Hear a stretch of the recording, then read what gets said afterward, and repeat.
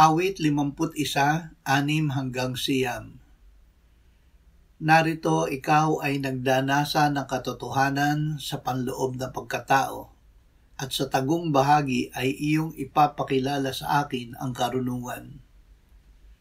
Linisin mo ako ng isopo at ako'y magiging malinis. Hugasan mo ako at ako'y magiging higit na maputi kaysa niyebe. Gawin mong marinig ko ang kagalakan at kasayahan. Hayaan mong ang mga buto na iyong binali ay magalak. Ikubli mo ang iyong mukha sa aking mga kasalanan at pawiin mo ang lahat kong mga kasamaan. Ang dugo ni Kristo.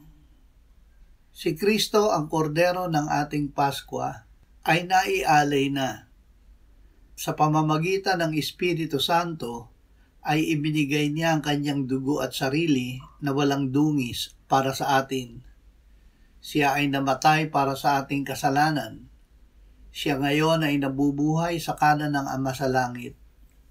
Habang tayo ay namumuhay sa liwanag ng Diyos, ang dugo ni Kristo ay lumilinis sa atin sa lahat ng kasalanan.